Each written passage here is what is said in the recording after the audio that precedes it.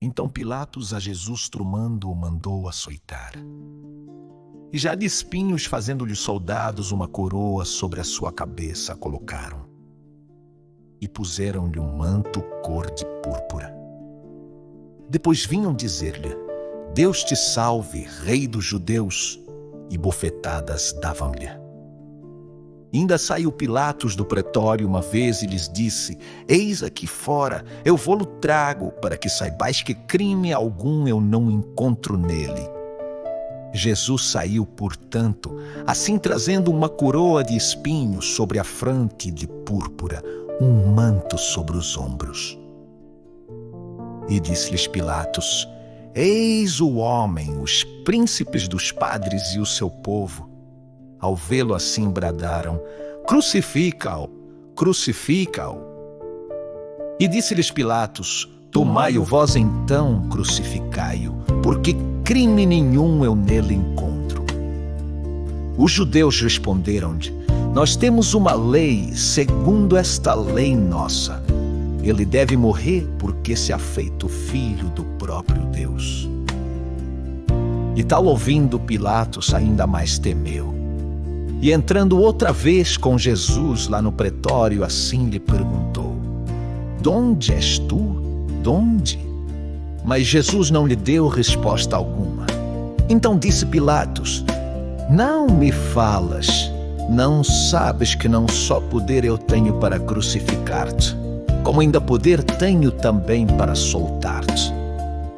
Respondeu-lhe Jesus: Tu não terias poder algum em mim, se porventura te não fosse do alto concedido. Quem a ti me entregou, por isso mesmo, maior pecado tem. E procurava depois disto Pilatos algum meio de o livrar. Os judeus, porém, bradavam: Se livras este homem, desagradas a César, porque todo o que na terra se faz rei, contra César se declara. Pilatos, tendo ouvido estas palavras, trouxe Jesus para fora do pretório e no seu tribunal. Logo sentou-se no lugar que se chama Litostrotos e no hebreu Gabata. E era o dia em que se preparavam para a Páscoa, já cerca das 6 horas. E Pilatos disse então aos judeus por estes termos: Eis aqui vosso rei.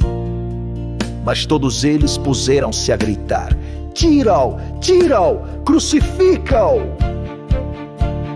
Pilatos, pois, lhes disse: O vosso rei crucificar eu hei-de. Os príncipes dos padres responderam: Não temos outro rei senão a César.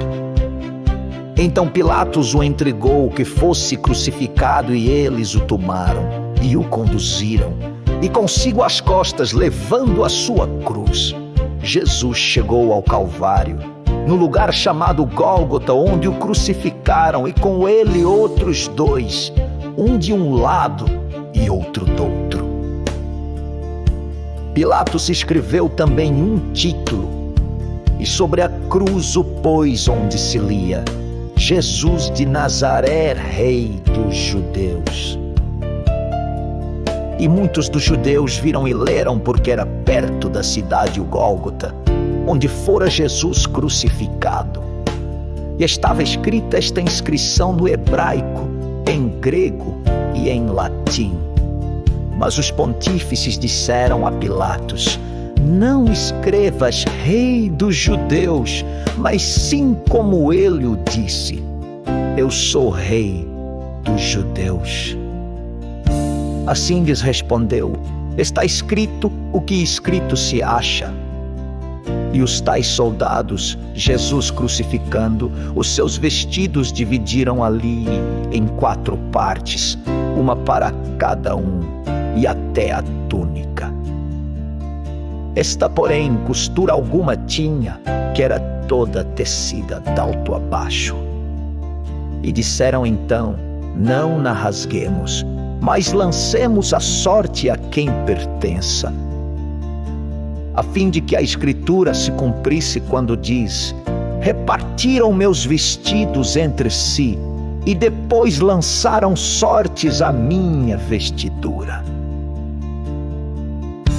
Assim fizeram. Entretanto, sua mãe e desta irmã Maria, que casara com Cleófas, e a outra Maria, a Madalena, estavam junto à cruz em pé chorando. Vendo, pois, sua mãe e perto dela o discípulo amado, Jesus disse: Mulher, eis o teu filho. E ao seu discípulo: Eis aí tua mãe. E desde essa hora o discípulo a tomou para sua casa. Estando depois disto já cumpridas todas as coisas, para que ficasse também cumprida uma palavra ainda da Sagrada Escritura. Eu tenho sede, disse Jesus então, e como houvesse um vaso de vinagre ali, no mesmo uma esponja os soldados embeberam, e atando-a num hisope aos lábios dele a chegaram. Jesus, porém, havendo o vinagre provado, disse: Agora tudo está consumado. E assim, baixando a fronte para o chão, rendeu o espírito.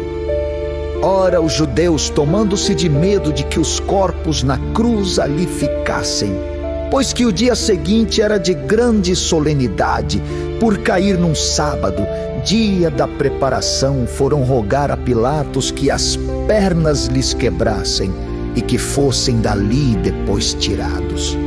Os soldados buscaram logo as pernas ao primeiro, e o mesmo ao outro, a quem haviam também crucificado.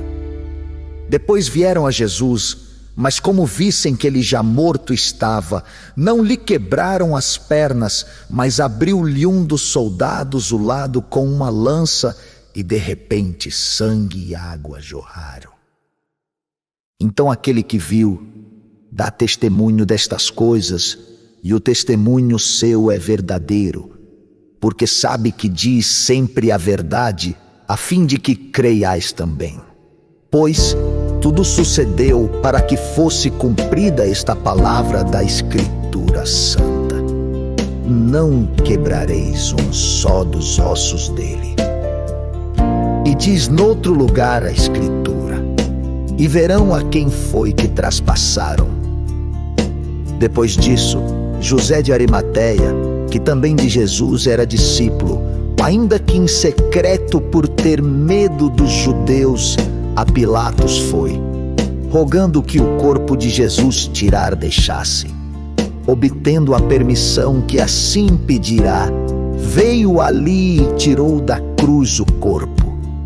E Nicodemos, o que tinha ido de noite a prima vez, também viera, trazendo cerca de 100 libras de óleo de uma composição de aloés e mirra. Tomaram, pois, o corpo e o embalsamaram envolvido em lençóis cheios de aromas, que era assim de costume praticar-se entre o povo judeu. Ora, existia um horto no lugar onde lá fora Jesus crucificado, e nesse horto um sepulcro ainda novo, em que não tinha ninguém sido até aí depositado. Sendo da preparação aquele dia, visto achar-se ali perto o tal sepulcro, nele os dois a Jesus depositaram.